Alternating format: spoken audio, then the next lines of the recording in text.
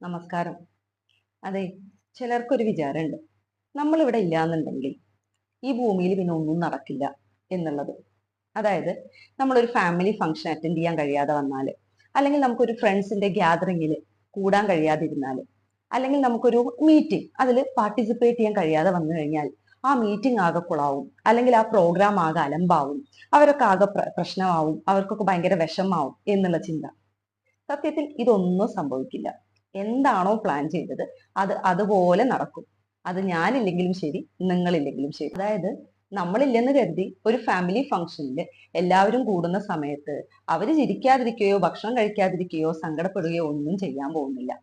ഒരു മീറ്റിംഗിലാണ് നമ്മൾ ആബ്സെന്റ് ആവുന്നതെങ്കിലും നമ്മൾ വന്നില്ല എന്ന് വിചാരിച്ച് തീരുമാനങ്ങൾ എടുക്കാതിരിക്കാൻ യാതൊരു വഴിയുമില്ല.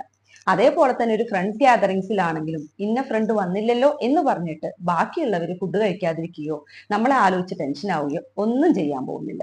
സോ ഇതുകൊണ്ട് ഞാൻ ഉദ്ദേശിക്കുന്നത് നമ്മൾ പോകേണ്ട സ്ഥലങ്ങളിൽ പോകണ്ടാന്നോ, ഫംഗ്ഷനുകളിൽ അറ്റൻഡ് ചെയ്യണ്ടാന്നോ എന്നൊന്നുമല്ല. നമുക്ക് ബുദ്ധിമുട്ടുള്ള ചില സമയങ്ങൾ ഉണ്ടെങ്കിൽ ഇത്തരം കാര്യങ്ങൾ ഒഴിവാക്കിയാലും പ്രത്യേകിച്ച് ഒന്നും തന്നെ ഈ ഭൂമിയിൽ സംഭവിക്കാൻ പോകുന്നില്ല എന്നതാണ് തത്വം. ഞാനില്ലെങ്കിൽ അവിടെ എന്തൊക്കെയോ സംഭവിക്കും, അല്ലെങ്കിൽ വിഷമാവും എന്നൊക്കെ വേവലാതിപ്പെടുന്ന ആൾക്കാരെ സംബന്ധിച്ചിടത്തോളം അവർക്ക് അവിടെ എത്താതായി കഴിഞ്ഞാൽ ഭയങ്കര ടെൻഷൻ ആയിരിക്കും, ഭയങ്കര സ്ട്രെസ് ആയിരിക്കും ആ ടൈമിൽ.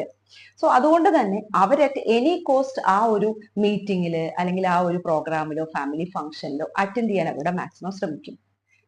സോ എന്റെ ചോദ്യം ഇത്രേ ഉള്ളൂ: ഇങ്ങനെയുള്ള സില്ലി ആയിട്ട് കാര്യങ്ങൾക്കൊക്കെ വേവലാതിപ്പെട്ടുകൊണ്ട് എന്തിനാണ് നമ്മൾ നമ്മുടെ സമാധാനവും സമയവും എനർജിയും ഒക്കെ കളയുന്നത്?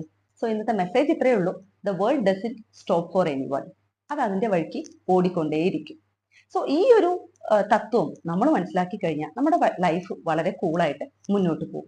അപ്പൊ ഇനി മുതൽ അനാവശ്യമായി എല്ലാ സ്ഥലങ്ങളിലും പോയിട്ട് പ്രസന്റ് ഇട്ട് മറ്റുള്ളവരെ പ്ലീസ് ചെയ്യുന്ന സ്വഭാവം ഒന്ന് നിർത്തുന്നത് നന്നായിരിക്കും. Thank you.